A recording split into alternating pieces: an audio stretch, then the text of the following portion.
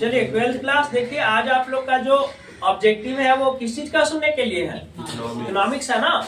Economics में handed objective है, ठीक है। आप लोग सबका सही सही सबका आंसर दीजिए,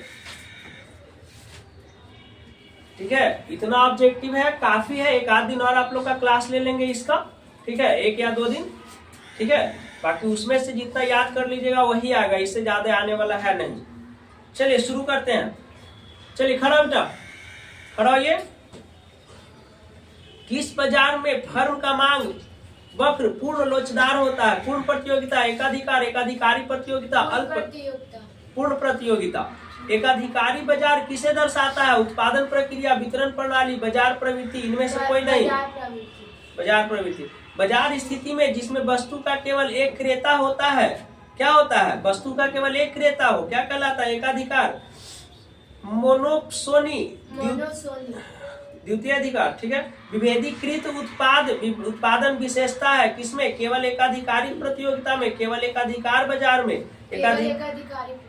समरूप उत्पाद विशेषता है किस बाजार का? केवल पूर्ण प्रतियोगिता का, केवल अल्पाधिकार बाजार का, केवल पूर्ण प्रतियोगिता का। बहुत बढ़िया। एकाधिकारिक प्रतियोगिता की धारणा किसने दिया है? हिक्स ने, चैम्बरलिन ने, श्रीमती रॉबिन्स ने, सैमुएल्सन ने। एकाधिकार प्रतियोगिता की धारणा किसने दिया है? हिक्स ने, चैम्बरलिन ने, रॉबिन्स, चैम्बरलिन। अति अल्पकाल में पूर्ति कैसी होती है? पूर्णतः लोचदार, पूर्णतः बेलोचदार, लोचदार। बाजार मूल्य संबंधित होता है अति अल्पकालीन मूल्य से, सामान्य मूल्य से, स्थायी मूल्य से, इनमें से सभी अति अल्पकालीन मूल्य से, ठीक है। एक फर्म का मांग वक्र पूर्ण लोचदार होता है कब? पूर्ण प्रतियोगिता में, एकाधिकार बाजार में, एकाधिकारिक प्रतियोगिता में, अल्प बाजार में। एकाधिकारिक प्रतियोगिता। एक पूर्ण प्रतियोगी फर्म को किसका सामना करना पड़ता है? स्थिर कीमत का, स्थिर औसत आगम का, स्थिर सीमांत आगम का, इसमें से सभी। इनमें से सभी। बहुत बढ़िया। सरकार के कर राजस्व के अंतर्गत शामिल होता है क्या? आयकर, निगम कर, सीमा शुल्क, इनमें से सभी। बहुत बढ़िया। अर्ध निर्मित वस्तुएं क्या कहलाती है? पूंजीगत वस्तुएं, मध्यवर्ती वस्तुएं, अंतिम उत्पाद। फिर से सर एक बार। अर्ध निर्मित वस्तुएं क्या कहलाती है? पूंजीगत वस्तुएं, मध्यवर्ती वस्तुएं, अंतिम उत्पाद। मध्यवर्ती है ना, अभी प्रोसेस में है ना, तो मध्यवर्ती हो गया। नेक्स्ट, भुगतान संतुलन में असंतुलन का निम्न में से कौन आर्थिक कारण है? अंतरराष्ट्रीय संबंध, राजनीतिक अस्थिरता, व्यापार चक्र, इनमें से कोई नहीं। बताइए आप। व्यापार चक्र। सम सीमांत उपयोगिता नियम को क्या कहा जाता है? उपयोगिता वृद्धि नियम, उपयोगिता ह्रास नियम, प्रतिस्थापन का नियम। बहुत बढ़िया। माइक्रोज शब्द निम्न में से कौन सी भाषा है? ग्रीक भाषा। ये तो डेफिनेशन में ही बताया है ना। नेक्स्ट, सबसे पहले माइक्रो शब्द का प्रयोग करने वाले कौन है? मार्सिल, बोल्डिंग, कीन्स, रैगनर फ्रिश। निम्न में किस अर्थव्यवस्था में निजी क्षेत्र एवं सार्वजनिक क्षेत्र का सह अस्तित्व होता है? पूंजीवाद, समाजवाद, मिश्रित में पूंजीवादी और समाजवादी दोनों का ना होता है। उपयोगिता का क्रमवाचक सिद्धांत किसने दिया? Marshall, Hicks and Allen, Ricardo, Pigou. Hicks and Allen. तटस्थता वक्र का झुकाव दिखता है कीमत अनुपात में घटता हुआ। घटक प्रतिस्थापन, सीमांत उपयोगिता। क्या? घटक प्रतिस्थापन। मांग वक्र का ढाल सामान्यतः कैसा होता है? हाँ, नीचे की ओर है ना, ऋणात्मक है ना। किन्स के अनुसार अर्थव्यवस्था में आय एवं रोजगार का संतुलित स्तर कहाँ स्थापित होता है? Average demand is greater than average supply, average demand is less than average supply, और average demand is equal to average supply. क्या होगा? एडी बराबर ए। हाँ, aggregate demand is equal to aggregate supply हो गया यहाँ पे, है ना। निम्न में से कौन सा सत्य है? ठीक है, किन्स के अनुसार निम्न में से कौन सा सत्य है? Saving is greater than income, income is greater than saving, income is equal to saving. ये सी होगा। नहीं, income is greater than saving है ना, हमेशा सेविंग से तो इनकम ज्यादा ही रहेगा। अरे जो आप कुछ कमाइएगा उसमें से तो कुछ खर्च होगा ना जी, आपका पर्सनल एक्सपेंसेज होगा, फैमिली एक्सपेंसेज होगा, एंटरटेनमेंट एक्सपेंसेज होगा, है ना, क्लब्स का एक्सपेंसेज होगा, है ना, ट्यूशन एक्सपेंसेज होगा ना, फूड एक्सपेंसेज होगा।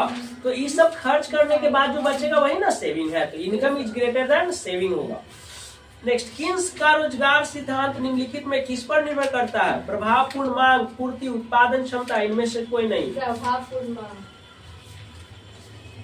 नेक्स्ट, किन्स के विनियोग गुणक का मूल्य किस पर निर्भर करता है? आय स्तर पर, पूंजी की सीमांत उत्पादकता पर, सीमांत उपभोग प्रवृत्ति पर, विनियोग की मात्रा पर। विनियोग की मात्रा। विनियोग की मात्रा पे, है ना। नेक्स्ट, किन्स की अर्थव्यवस्था में न्यून मांग की दशा को किस नाम से जाना जाता है? न्यून मांग की दशा को किस नाम से जाना जाता है? पूर्ण रोजगार संतुलन, अपूर्ण रोजगार संतुलन, ए और बी दोनों। अपूर्ण रोजगार संतुलन। क्लियर है? अपूर्ण रोजगार संतुलन। अब स्फीतिक अंतराल दशाओं में, अब स्फीतिक अंतराल दशाओं में क्या होता है? मांग में तेजी से वृद्धि होता है, पूर्ति में तेजी से वृद्धि होता है। पूर्ति एवं मांग दोनों बराबर होते हैं। पूर्ति एवं मांग दोनों बराबर होते हैं। ठीक है।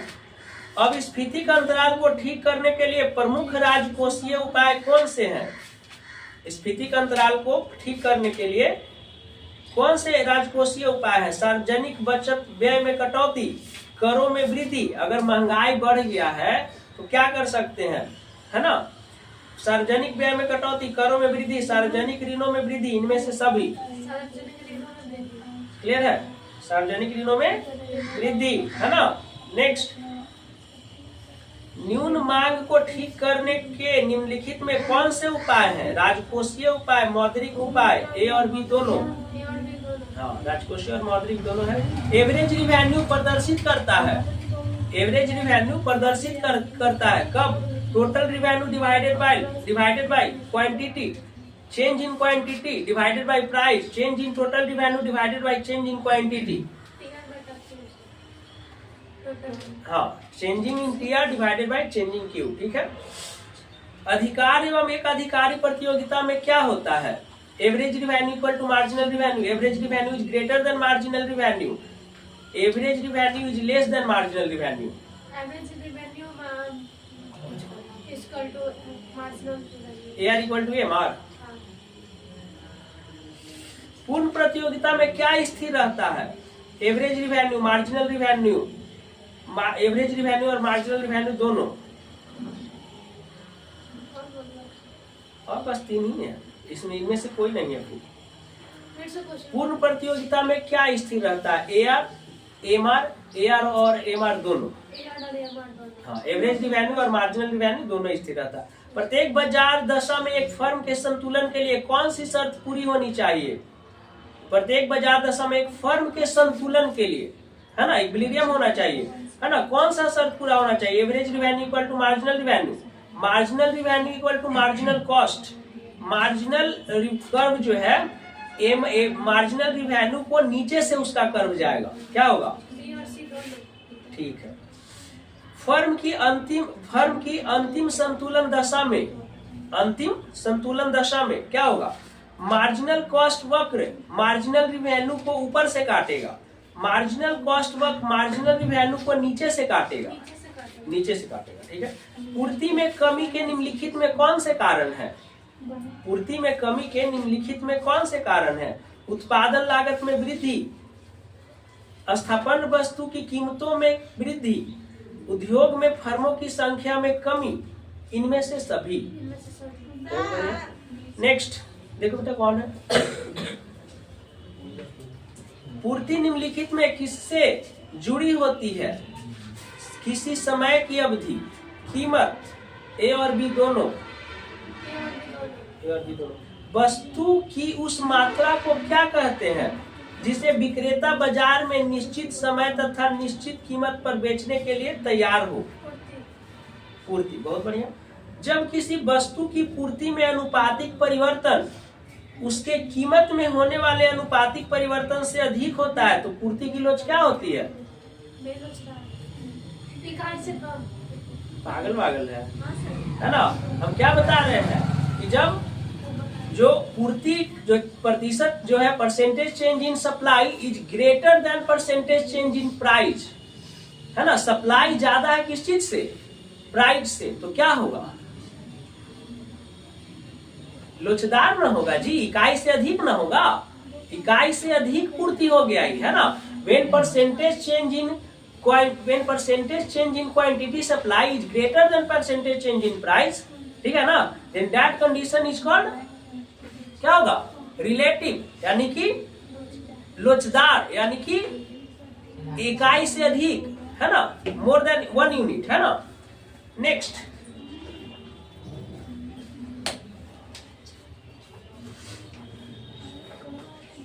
Elasticity of supply is equal to 0।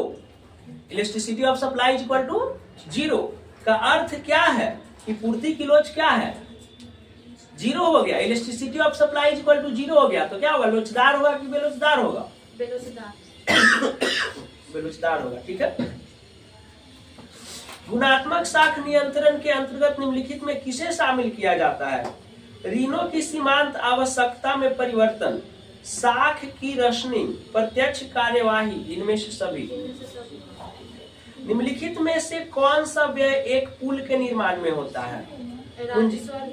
पूंजीगत व्यय या राजस्व व्यय? गलत है, पूंजीगत व्यय। पुल बार बार थोड़ी बनेगा। कैपिटल एक्सपेंडिचर क्या होता है? जो वन टाइम होता है, one time investment, capital expenditure, ठीक है। और continue again and again investment, है ना, वो क्या होता है? रिवेन्यू एक्सपेंडिचर होता है। क्लियर है? तो ब्रिज बार बार थोड़ी बनेगा, एक बार जो बन गया अब दूसरा जगह बनेगा ब्रिज, है ना। ऐसा थोड़े है, रोड थोड़े है बिहार वाला कि बन गया फिर कोड़ा रहा है ओकरा में पाइप डलाने के लिए, नाला वाला, फिर पाइप डला जाता है तो लगता है अरे अभी तो केबल वाला तारे नहीं अंदर गया, फिर कोड़ेगा, फिर ओकरा में केबल वाला तार बिछाएगा, है ना। तो बिहार में यही हो रहा है। लिखिए इसमें, तो कहता है पुल बनाने के लिए व्यय कौन सा है? पूंजीगत व्यय का। एक बार जो बन जाएगा वो बन जाएगा। अब उसमें कम से कम 10, अब मरीन ड्राइव जो बना पुल, अब वो कम से कम चलेगा ना जी, 100 साल तो चलेगा। इतना मजबूत तो बनाया ही होगा कि 100 साल चलेगा, है ना। नहीं तो बिहार में तो हर 12 दिन में 17 को पुल गिर जाता है ना। नेक्स्ट, बजट प्राप्ति के संगठक निम्नलिखित में से कौन है? राजस्व प्राप्तियां, पूंजीगत प्राप्तियां, ए और बी दोनों। दोनों, हाँ। बजट बनाने में कैपिटल रिसिप्ट्स को भी शामिल किया जाता है और रिवेन्यू रिसिप्ट्स को भी शामिल किया जाता है ना। नेक्स्ट, ऐसे व्यय जो सरकार के लिए किसी परिसंपत्ति का सृजन नहीं करते हैं क्या कहलाते हैं? राजस्व प्राप्तियां, पूंजीगत प्राप्तियां, ए और बी दोनों। बताइए, ऐसे व्यय जो सरकार के लिए परिसंपत्ति का सृजन नहीं करते, माने वैसा एक्सपेंसेज, है ना, या इन्वेस्टमेंट, है ना, क्या वैसा एक्सपेंसेज जो सरकार के लिए संपत्ति नहीं है, वो क्या कहलाता है? राजस्व और पूंजीगत। राजस्व, ठीक है, जो बार बार उसको करना ही है। जैसे वृद्धा पेंशन, है ना, वृद्धा पेंशन जो देता है या विकलांग लोग को जो पेंशन देता है, उससे सरकार को क्या इनकम है? कुछ नहीं, लेकिन हर महीना फिर भी दे रहा है ना। बात समझ में आ रहा है? निम्नलिखित में से कौन सा सरकार का पूंजीगत व्यय है? ब्याज का भुगतान, मकान का क्रय, मशीनरी व्यय, इनमें से सभी, ठीक है। आयकर का लाभ प्राप्त होता है। इनकम टैक्स किसको मिलता है? केंद्र सरकार को, राज्य सरकार को, दोनों को। केंद्र सरकार, राज्य दोनों को, बहुत बढ़िया, है ना। हम लोग लगता है ना जी, स्टेट जीएसटी और सेंट्रल जीएसटी, है ना। SGST देखे हो कहीं रेस्टोरेंट में खाते होंगे तो आपका SGST लगेगा, एगो सेंट्रल जीएसटी लगेगा, CGST, है ना। 5-5% दोनों लेता है।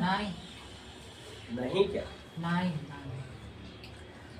स्थिर विनिमय दर के निम्नलिखित में कौन से दोष हैं?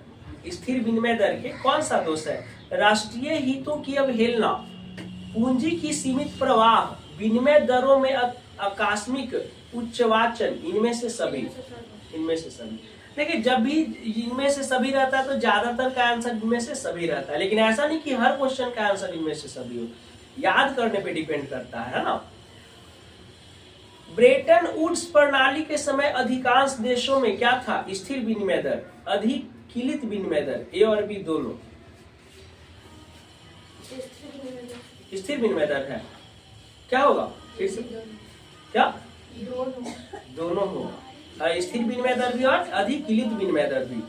भुगतान शेष के अंतर्गत निम्नलिखित में कौन सी मदें सम्मिलित होती है? भुगतान शेष में कौन सा मद शामिल होता है? जो आइटम है वो है दृश्य मदें, अदृश्य मदें, पूंजी अंतरण, इनमें से सभी, इनमें से सभी, ठीक है। चालू खाते की निम्नलिखित में कौन सी मदें हैं? करेंट अकाउंट में कौन सा मद जाएगा? दृश्य मदों का आयात, पर्यटकों का खर्च, दृश्य मदों का निर्यात, इनमें से सभी, इनमें से सभी होगा, ठीक है। निम्नलिखित में से किसके परिवर्तन से मांग में परिवर्तन नहीं होता है? मूल्य में परिवर्तन, आय में परिवर्तन, रुचि तथा फैशन में परिवर्तन, इनमें से कोई नहीं। निम्न में से किसके परिवर्तन से मांग में परिवर्तन नहीं होता है? मूल्य में परिवर्तन से मांग में परिवर्तन नहीं होता है, ऑप्शन गलत है, यहाँ इनमें से सभी होगा, है ना। मूल्य में परिवर्तन होगा तो मांग में परिवर्तन होगा। मांग का नियम यही ना कहता है कि किसी वस्तु का मूल्य बढ़ेगा तो मांग घट जाएगा, और मूल्य घटेगा तो मांग बढ़ जाएगा। आय में परिवर्तन से इनकम ज्यादा होगा तो मांग ज्यादा होगा, इनकम कम होगा तो मांग ज्यादा होगा। इनकम और मांग में प्रत्यक्ष संबंध होता है। इसमें क्वेश्चन रुचि में रुचि तथा फैशन में परिवर्तन करने का मतलब हो गया कि अगर टेस्ट फैशन अगर चेंज हो जाएगा, है ना, तो क्या होगा, आदमी डिमांड चेंज कर देगा। बात समझ में आ रहा है? तो इसमें से ऑप्शन होना चाहिए इनमें से सभी। क्वेश्चन आपका ऑप्शन गलती है, ठीक है ना। नेक्स्ट, मांग की कीमत लोच का क्या अर्थ है? मांग की कीमत लोच का क्या अर्थ है? मांग का कीमत लोच क्या बताया है? कीमत में परिवर्तन के कारण मांग में परिवर्तन, मांग में परिवर्तन, आय में परिवर्तन, कीमत में परिवर्तन, क्या होगा? कीमत में परिवर्तन के कारण मांग में परिवर्तन। हाँ, कीमत में परिवर्तन के कारण मांग में परिवर्तन। मांग की लोच की माप निम्नलिखित में से किस विधि से की जाती है? मांग के लोच के माप किस विधि से होता है? कुल व्यय विधि, प्रतिशत या अनुपातिक विधि, बिंदु विधि, इनमें से सभी, इनमें से सभी होगा। नेक्स्ट, उत्पादन फलन को व्यक्त करता है, क्या बताइए? Q is equal to F bracket ABCD, है ना, यही ना होगा। फैक्टर जो क्या होना चाहिए? ABCD कुछ भी हो सकता है, बहुत सारा फैक्टर रहेगा। निम्नलिखित में से कौन उत्पत्ति का साधन नहीं है? भूमि, श्रम, मुद्रा, पूंजी। उत्पत्ति ह्रास नियम लागू होने के मुख्य कारण कौन सा है? साधनों की सीमितता, साधनों का अपूर्ण स्थापन होना, ए और बी दोनों, दोनों, ठीक है। परिवर्तनशील अनुपात का नियम किससे संबंधित है? अल्पकाल एवं दीर्घकाल दोनों से, केवल दीर्घकाल से, केवल अल्पकाल से? केवल दीर्घकाल से होगा, गलत है, अल्पकाल से होगा ना। अवसर लागत का वैकल्पिक नाम क्या है? अपॉर्चुनिटी कॉस्ट का और क्या नाम है? आर्थिक लागत, आर्थिक लागत, संतुलन मूल्य, सीमांत लागत, औसत लागत, आर्थिक लागत, ठीक है। अल्पकाल में उत्पादन प्रक्रिया में निम्नलिखित में कौन से साधन होते हैं? अल्पकाल में उत्पादन प्रक्रिया में निम्नलिखित में कौन से साधन होते हैं? स्थिर साधन, परिवर्तनशील साधन, दोनों। स्थिर साधन होगा ना। नेक्स्ट, उत्पादन में वृद्धि के साथ साथ कुल लागत और कुल स्थिर लागत का अंतर क्या होता है? स्थिर रहता है, बढ़ता है, घटता है? बढ़ता है। उत्पादन संभावना वक्र का ढाल, प्रोडक्शन पॉसिबिलिटी कर्व का ढाल कैसा होता है? बाएं से दाएं, दाएं से बाएं, ऊपर से नीचे, नीचे से ऊपर, ऊपर से नीचे, ठीक है। किस अर्थव्यवस्था में कीमत तंत्र के आधार पर निर्णय लिए जाते हैं? समाजवादी, पूंजीवादी, मिश्रित? मिश्रित में होगा, पूंजीवादी होगा ना। नेक्स्ट, पूंजीवादी है ना इसका। पूंजीवादी में बेटा कीमत के आधार पे ये लिया जाता है, निर्णय लिया जाता है। उपभोक्ता व्यवहार का अध्ययन किसमें होता है? सूक्ष्म अर्थशास्त्र में, आय सिद्धांत में, समष्टि अर्थशास्त्र में। सीमित साधन एवं सीमित आवश्यकता का विचार किसने दिया? Adam Smith, Marshall, Robbins, Samuelson. सीमित साधन कौन? सीमित साधन एवं असीमित आवश्यकता का सिद्धांत किसने दिया? Adam Smith, Marshall, Robbins. Adam Smith होगा, मार्शल होगा ना, सॉरी रॉबिन्स, है ना। साधन सीमित है और आवश्यकता असीमित है ना। मतलब कि आवश्यकता के लिए साधन है ही नहीं, है ना। अनलिमिटेड वांट्स है और रिसोर्स क्या है, लिमिटेड है। आगे इस बताया है ना मांग वक्र का ढाल ऋणात्मक क्यों होता है। इसमें व्यष्टि अर्थशास्त्र की शाखा कौन सी है, अब आप खड़ा होइए, बहुत बता दी हूँ लोग। व्यष्टि अर्थशास्त्र की शाखा कौन सी है, वस्तु कीमत निर्धारण, साधन कीमत निर्धारण, आर्थिक कल्याण, इनमें से सभी। व्यष्टि अर्थशास्त्र की शाखा कौन सी है, वस्तु कीमत निर्धारण, साधन कीमत निर्धारण, आर्थिक कल्याण, इनमें से सभी। हाँ, तो फास्ट आंसर देंगे, सोच के नहीं देंगे आंसर, इतना टाइम नहीं रहता है। ऑब्जेक्टिव का मतलब क्या, एकदम याद करके आइए, तुरंत सुनाइए।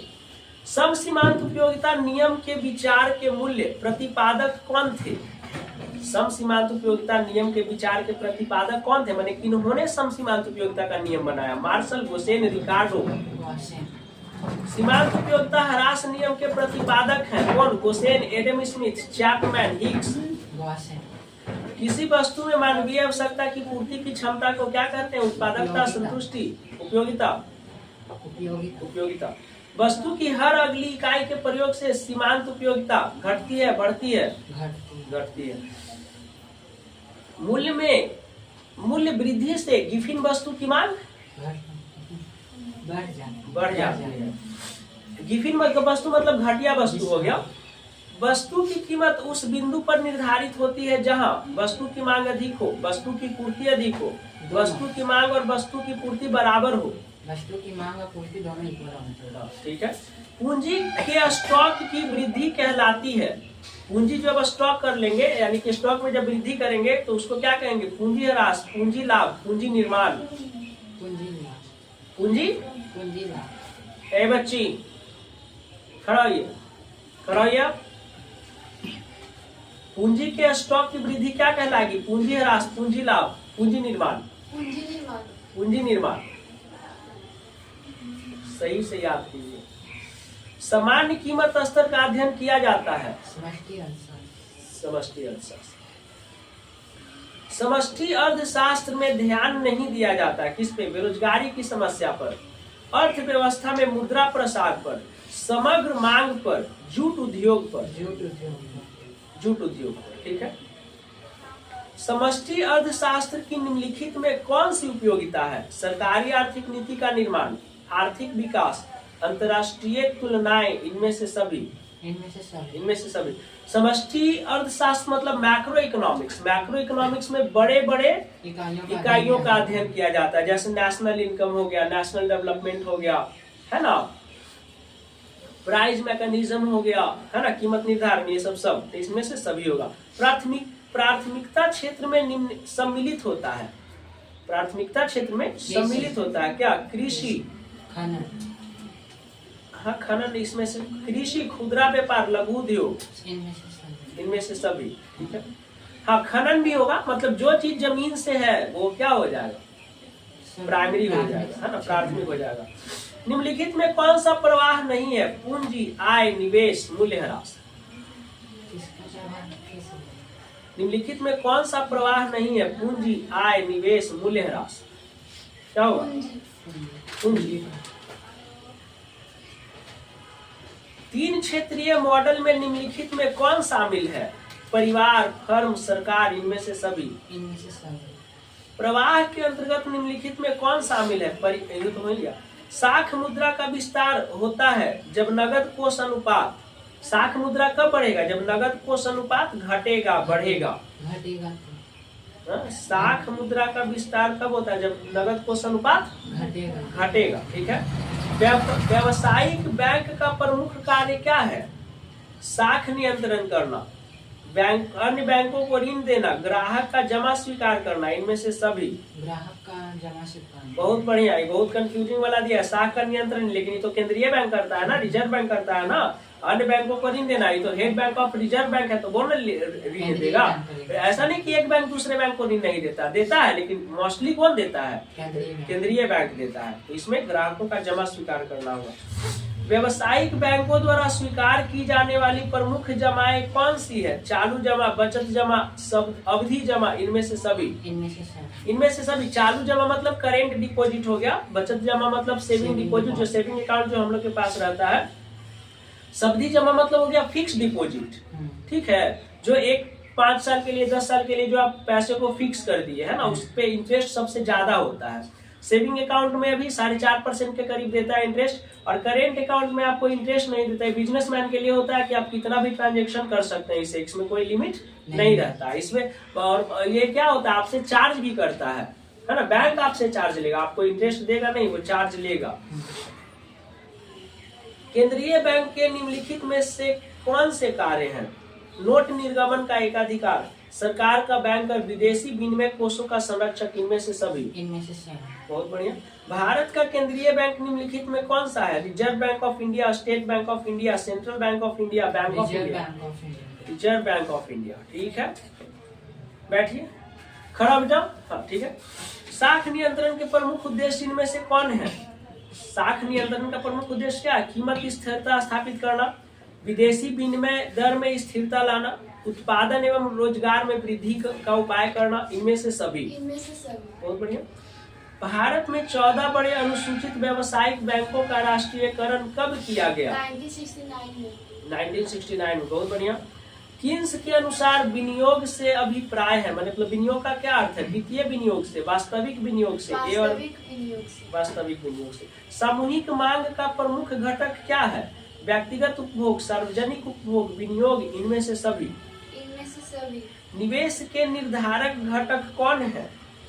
निवेश के निर्धारक घटक कौन है? पूंजी की सीमांत क्षमता, ब्याज की दर, ए और बी दोनों। ए और बी दोनों। ठीक है।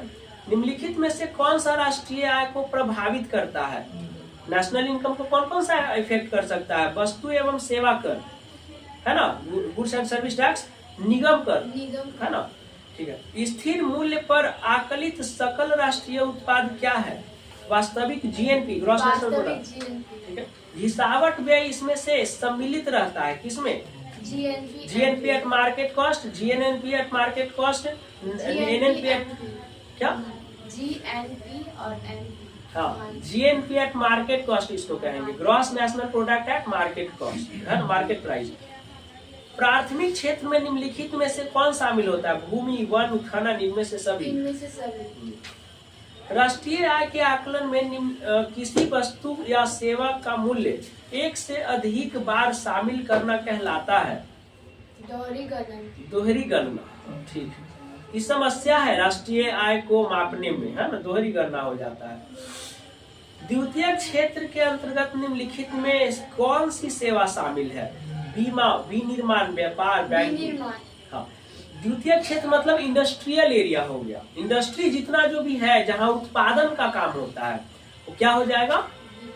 विनिर्माण हो जाएगा, मतलब इंडस्ट्री सेक्टर। और टर्टियरी सेक्टर जो तृतीय सेवा का जो क्षेत्र है वो क्या है? सेवा क्षेत्र है। बैंक हो गया, बीमा हो गया, है ना, ये सब तृतीय क्षेत्र है। ट्रांसपोर्टेशन हो गया, है ना, जो सेवा देता है पब्लिक को। सकल राष्ट्रीय उत्पाद की गणना में निम्नलिखित में किसे शामिल नहीं किया जाता है? पुरानी वस्तुओं का क्रय विक्रय, मध्यवर्ती वस्तुएं, ए और बी दोनों, इनमें से ए और बी दोनों, ठीक है। वस्तु विनिमय प्रणाली की निम्नलिखित में कौन सी कठिनाइयां हैं? वस्तु विनिमय प्रणाली, ये सब इजी इसमें आप इस जितना क्वेश्चन बना है सब एकदम इजी है। कि क्या होगा? दोहरे संयोग का अभाव, वस्तु विभाजन में कठिनाई, सर्वमान्य मूल्य मापक का अभाव, इनमें से सब तो इसका गुण ही है। मुद्रा के प्राथमिक कार्य के अंतर्गत निम्नलिखित में से किसे शामिल किया जाता है? विनिमय का माध्यम, मूल्य का मापक, दोनों, है ना। मुद्रा के आने से वस्तु विनिमय प्रणाली का जितना भी डिफिकल्टीज है सब सॉल्व हो गया, है ना। समझिए, जब मुद्रा नहीं रहता होगा तो लोगों का जीवन कैसा होगा, है। लेकिन मुद्रा के आने से बहुत सारा डिफिकल्टीज भी है, इसका दोष भी है, डिमेरिट्स भी है मुद्रा। और बताया ना, मेरिट और डिमेरिट, गुण और अवगुण दोनों बताया ना मुद्रा का। मुद्रा के कार्यों में शामिल होता है क्या? मूल्य निर्धारण, मूल्य संचित करना, विनिमय का माध्यम प्रस्तुत करना, इनमें से सभी। बहुत बढ़िया, आप लोग का परफॉर्मेंस आज बहुत बढ़िया है। एक या दो गलत हुआ है ना, बाकी सब एकदम बहुत बढ़िया आप लोग सुना है। ठीक है, आज के लिए इतना ही रहते हैं। नेक्स्ट डे फिर से याद करके आएंगे इकोनॉमिक्स। ठीक है, ठीक।